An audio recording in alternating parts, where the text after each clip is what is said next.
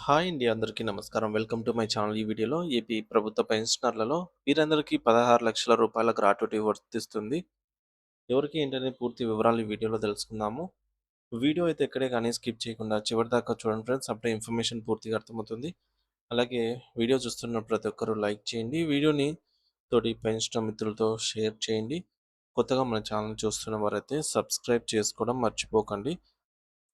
Friends ఇక విషయానికి వచ్చినట్లయితే ఆంధ్రప్రదేశ్ రాష్ట్ర ప్రభుత్వ ఉద్యోగులు, విశ్రాంత ఉద్యోగులు ఎంతో కాలంగా ఎదురుచూస్తున్న 11వ పీఆర్సీ ప్రకారం పెంచిన రిటైర్మెంట్ గ్రాట్యుటీ 16,00,000 అమలుకు సంబంధించి అంశం ప్రస్తుతం హైకోర్టు పరిధిలో కొనసాగుతోంది.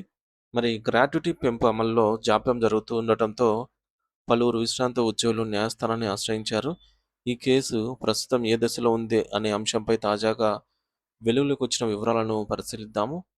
అసలు ముందు కేసు ఎలా ప్రారంభం అయింది అంటే, విశ్రాంత ఉద్యోగుల హక్కుల కోసం నిరంతరం కృషి చేస్తున్న మాజీ యూటీఎఫ్ నాయకుడు, రిటైర్డ్ ఆల్ పెన్షనర్స్ అసోసియేషన్ రాష్ట్ర కార్యదర్శి శ్రీ కె. సత్యరాజ్ చొరవతో ఈ న్యాయ పోరాటం అనేది కొనసాగుతోంది.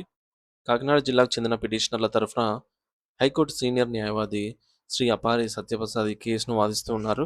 ఇటీవల విజయవాడలో శ్రీ కె. సత్యరాజు న్యాయవాది శ్రీ అప్పారి సత్యప్రసాద్‌ను కలిసి కేసు పురోగతిపై సమగ్రంగా చర్చించారు.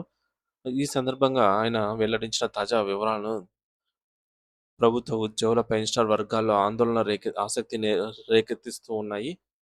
కేసు ప్రస్తుతం ఏ దశలో ఉందంటే, న్యాయవాది వెల్లడించిన సమాచారం ప్రకారంగా ఈ కేసు ఇప్పటికే జూలై నెలలో హైకోర్టులో లిస్టింగ్‌లో పూర్తి చేసుకుంది. అంటే కోర్టు అధికారికంగా కేసును విచారణ కోసం స్వీకరించింది. అంతేకాకుండా కేసు విచారణకు సంబంధించిన ధర్మాసనాన్ని కూడా కేటాయించినట్టు సమాచారము. అయితే ఇప్పటివరకు ఈ కేసును నిర్దిష్ట విచారణ తేదీ అనేది దీనికి ఖరారు కాలేదు.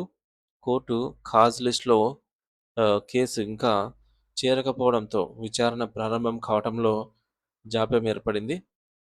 జాప్యానికి గల కారణం ఏమిటంటే, సాధారణంగా ప్రభుత్వ ఉద్యోగులకు సంబంధించి సర్వీస్ అంశాల కేసులు గురువారం, శుక్రవారం రోజుల్లో విచారణకు వస్తుంటాయి. అయితే గత 2 వారాలుగా పరిపాలనాపరమైన కారణాలతో ఈ ప్రక్రియ ఆలస్యమవుతోందని న్యాయవాది తెలిపారు.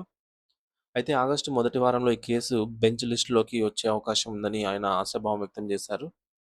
తదుపరి ప్రక్రియ ఎలా ఉంటుందంటే, ఒకసారి కేసుకు బెంచ్ నంబర్ కేటాయించి విచారణ తేదీ నిర్ణయించిన తర్వాత ఇరుపక్షాల వాదనలు అధికారికంగా ప్రారంభమవుతాయి. అనంతరం హైకోర్టు తదుపరి విచారణ చేపట్టి నిర్ణయం తీసుకునే అవకాశం అయితే ఉంటుంది.